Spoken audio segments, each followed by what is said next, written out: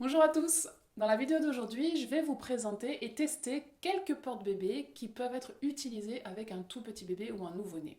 Alors évidemment, je vous rappelle que le top pour porter un petit bébé, c'est l'écharpe de portage. Parce qu'en écharpe de portage, on va avoir un bébé qui va vraiment se positionner dans une très bonne position physiologique, où il va être bien enveloppé et sa base va être vraiment soutenue d'un creux du genou à l'autre. L'autre alternative à l'écharpe de portage, c'est le sling, où là aussi le bébé va être dans une bonne position avec un dos bien arrondi et un bon soutien de la base et très bien enveloppé aussi. Mais voilà, c'est vrai que ces deux options ne sont pas forcément idéales. L'écharpe de portage requiert un réel apprentissage parce que c'est assez technique, ça peut être assez encombrant, pas du tout pratique pour les sorties. Et certains parents, tout simplement, ne s'intéressent pas ou n'ont pas envie de se pencher sur l'utilisation des écharpes de portage, ce qui peut se comprendre. Aujourd'hui, je vais donc tester pour vous quelques porte-bébés qui peuvent représenter une bonne alternative, en tout cas meilleure que celle proposée par les préformés classiques de type Manduka, Ergo Baby ou le Physio Carrière et le Hoodie Carrière de la marque JPM Bébé, ou non, pardon, Love Radius maintenant, qui même s'ils prétendent tous être adaptés au portage des nouveau-nés, ne représentent à mon sens pas une très bonne alternative pour porter les nourrissons. Bref, je vais vous présenter aujourd'hui 3 préformés et 2 Meitai, et pour cela, j'ai demandé la collaboration de Maya, qui vient tout juste d'avoir 2 mois, mais qui est née avec 1 mois d'avance, donc c'est plutôt un petit bébé de 2 mois. Alors tourner une vidéo de ce genre avec un vrai bébé, ce n'est pas simple, vous allez voir, mais pour moi ça n'avait aucun sens d'utiliser un poupon, puisque l'idée c'est vraiment que vous puissiez voir ce que ça donne en vrai et vous faire un avis sur la question. Allez, c'est parti. Alors maintenant je vais tester le Didi Click de la marque Didymos. Et donc pour un petit bébé, on va commencer par serrer les scratchs ici au minimum. Donc là, je vais vraiment les mettre au minimum pour voir. Et s'il y a besoin, je réajusterai par la suite.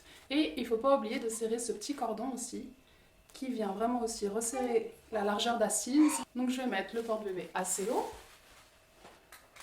la ceinture assez haute, vu que j'ai un petit bébé.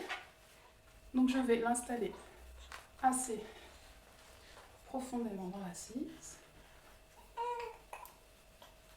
Hop, comme ça. Voilà. Et je vais venir faire une vrille avec les pans, comme on ferait pour un kangourou ventre en écharpe. Alors ça c'est intéressant à faire avec des petits bébés, ça n'a pas grand intérêt avec des grands. Hop, ensuite j'attrape cet ourlet et je viens serrer.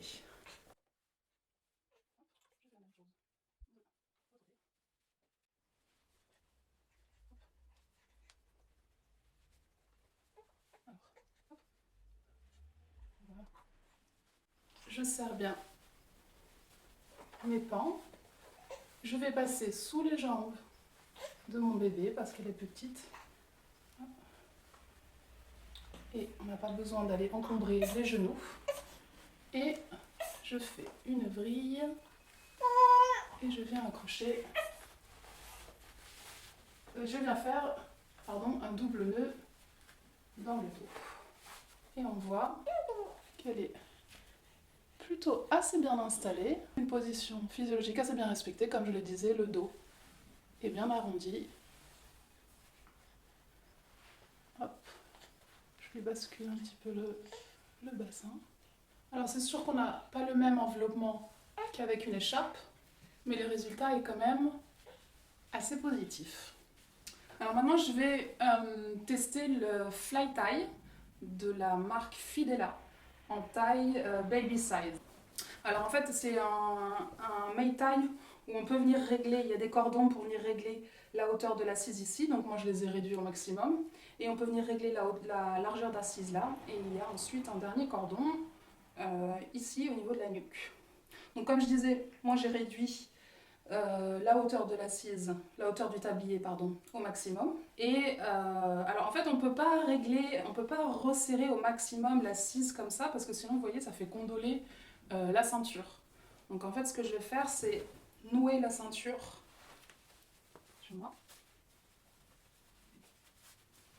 Et après je vais venir resserrer au maximum l'assise avec le cordon.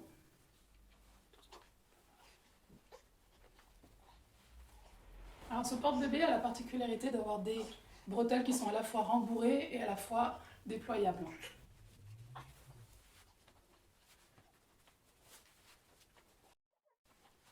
Voilà, on serre bien. Alors comme moi j'ai un petit bébé, je vais passer sous les jambes.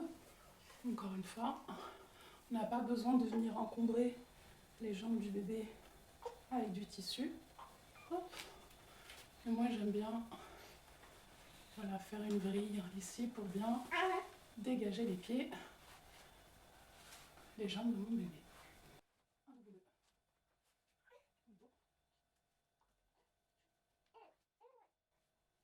Et voilà. Alors comme je disais, on peut venir ici resserrer un petit peu au niveau de la nuque pour qu'il y ait un meilleur maintien de la nuque de mon bébé. Et donc je peux déployer les bretelles si je le souhaite et bien les déployer dans le dos aussi pour un meilleur maintien. Donc voilà, avec le fly tie de Fidela, personnellement je trouve qu'elle est vraiment bien assise, elle a vraiment une bonne posture physiologique, le dos est parfaitement rond, les genoux sont bien remontés, elle est assez bien enveloppée et moi je trouve ça très confortable. Alors le prochain test c'est avec l'Imei Baby en taille baby size. Alors avant de commencer, j'ai bien fait attention à complètement desserrer le pan de tissu qui est là et à faire attention aussi à ce que le tissu soit bien installé dans les anneaux comme on ferait pour un sling. Je vais donc encore une fois installer ma ceinture assez haute vu qu'on est avec un petit bébé et normalement dans l'Imei Baby on vient installer le bébé ici.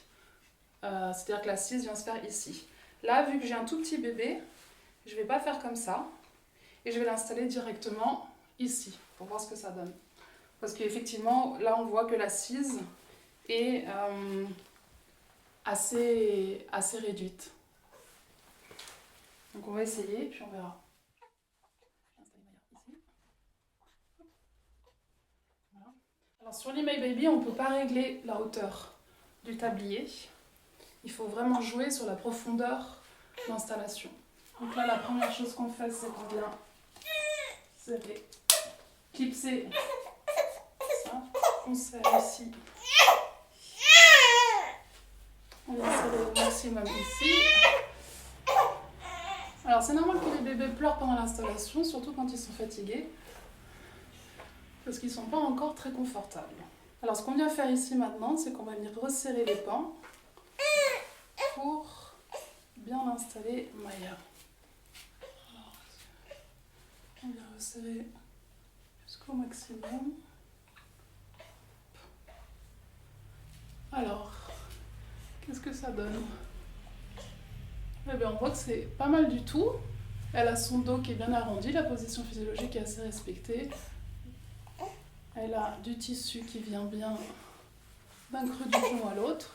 Bon, mais finalement, elle a l'air de s'y plaire. Alors, comme je vous disais, on ne peut pas régler la hauteur du tablier avec les May Baby. Par contre, on a deux petits cordons, ici au niveau de la nuque, qui permettent un petit peu de resserrer si nécessaire. Alors, vous voyez, je suis venue accrocher le tissu grâce aux clips là-haut. Et ben moi, je trouve qu'elle a l'air vraiment pas mal du tout. Et donc, c'est un porte-bébé qui est très confortable. Le prochain porte-bébé qu'on va tester, c'est un préformé de la marque Neobull, qui s'appelle le Neo, qui est vraiment un préformé qui a été conçu pour les petits bébés et qui est assez simple d'utilisation. Alors, la première chose qu'on fait, c'est régler la largeur d'assise au minimum. Tout simplement, on clipse la ceinture assez haut. Et donc ce préformé là, il a la bretelle en fait qui est reliée directement à la ceinture.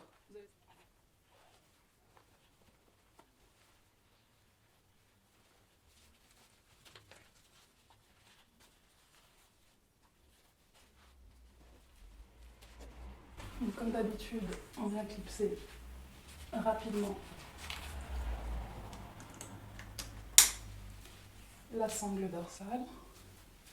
Et ensuite, on vient resserrer les bretelles au maximum. Et donc ce porte-bébé permet, avec ces sangles qui sont là, tout simplement en les tirant, de venir raccourcir la hauteur du tablier.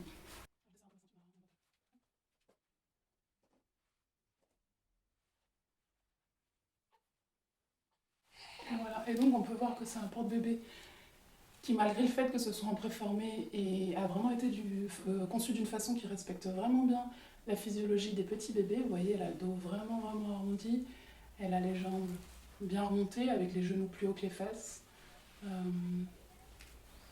Et il est vraiment très très simple d'utilisation. Par contre, il va être assez peu évolutif parce que, étant donné qu'on ne peut pas clipser les bretelles au niveau du tablier, c'est-à-dire qu'on va systématiquement avoir le poids de l'enfant sur nos épaules. Et donc quand c'est un petit bébé, c'est absolument pas gênant, mais quand il commence à être lourd, en fait le poids sur les épaules peut devenir assez contraignant. Mais pour les petits bébés, comme vous voyez, c'est une bonne solution. Alors le prochain porte-bébé que je teste, c'est le Fidela Fusion.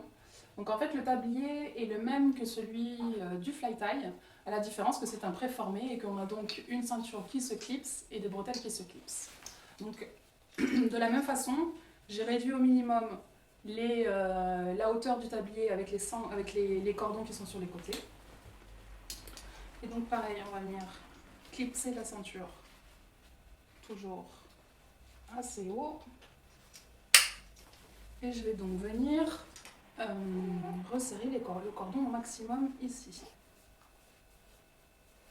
Ah oui, et ce porte-bébé, en fait, on a deux options. On peut donc clipser la bretelle au niveau de la ceinture ou bien la clipser ici au niveau du milieu du tablier. Alors pour faire simple, quand on a un petit bébé, on va clipser au niveau de la ceinture parce que ça permet d'avoir un arrondi du dos qui va être beaucoup mieux respecté.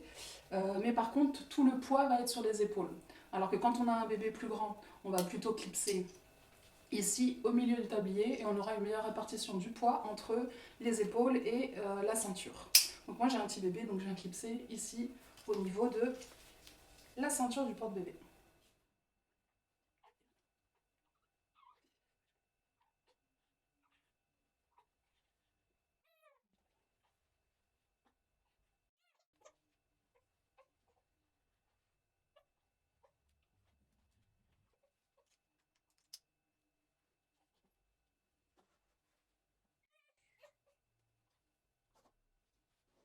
Voilà, Maya s'est endormie, donc elle doit être assez confortable.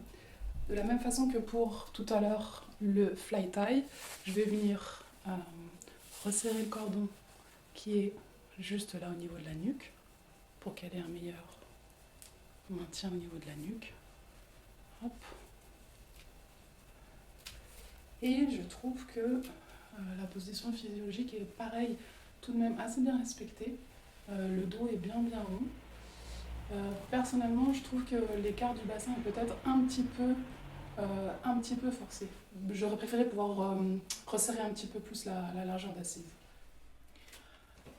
Alors voilà, c'est fini pour ce petit test, cette présentation des quelques alternatives que vous pouvez avoir pour porter un petit bébé. Alors évidemment, il y a tout un tas d'autres porte-bébés qu'on aurait pu tester, notamment je pense au Buzzedil Baby Size, mais bon, je vous ai présenté les porte-bébés que j'avais dans ma porte-bébé tech. Je vous rappelle que tous les porte-bébés qui ont une ceinture ventrale, donc tous ceux que je vous ai présentés aujourd'hui, sont déconseillés tant que la maman n'a pas vérifié si son périnée était en bon état.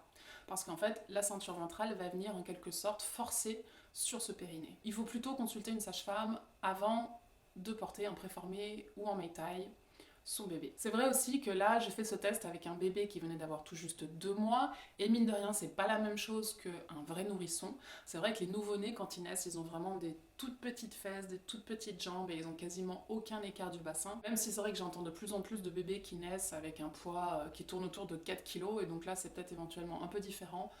Mais au-delà de ça, c'est vrai que moi, j'ai tendance à conseiller aux parents le premier mois de ne pas porter. Alors d'avoir son bébé contre soi, si, évidemment, mais le premier mois, je pense que c'est un moment où la maman doit se reposer.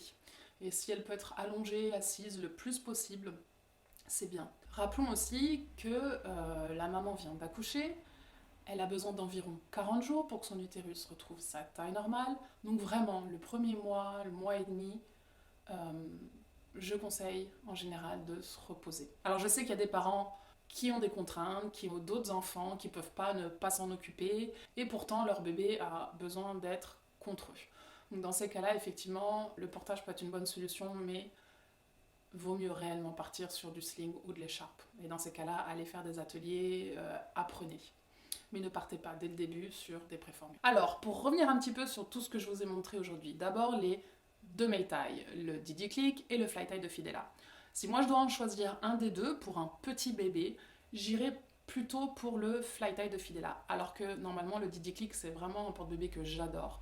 Mais là en l'occurrence, si on cherche vraiment quelque chose pour un petit bébé, c'est plutôt l'autre que je choisirais parce que je l'ai trouvé plus enveloppant, assez confortable et j'ai trouvé que Maya était vraiment mieux installée dedans que dans l'autre. Pour ce qui est des préformés, s'il y en a un que je ne conseillerais pas, c'est le Fidela Fusion, c'est sûr. Et entre l'E-May Baby et le Neobull, personnellement j'ai une préférence pour l'E-May Baby, mais c'est vrai que le Neobull, le Neo de chez Neobull, est beaucoup plus simple d'utilisation. Il est vraiment conçu d'une façon très simple. Alors que l'E-May Baby est plus technique et il demande d'être réajusté régulièrement. Par contre, je trouve qu'il est beaucoup plus confortable pour le porteur. Donc là, en fait, la meilleure solution, et comme toujours, c'est de tester les porte-bébés, aller à un atelier, trouver une monitrice de portage, voyez quel porte-bébé elle a, allez les tester et en fait vous verrez ce qui vous convient le mieux. Bon voilà, j'espère que cette vidéo vous aidera à faire votre choix. Si vous avez des questions, vraiment n'hésitez pas à les laisser en commentaire, je vous répondrai. Si vous vivez sur Bordeaux, eh bien, vous pouvez me contacter pour des ateliers, pour venir tester des porte-bébés ou bien pour les louer. Rendez-vous sur mon site internet pour voir ma liste de porte-bébés à la location. Comme d'habitude, n'oubliez pas de liker cette vidéo, de la partager, de vous abonner. Portez-vous bien et à la prochaine.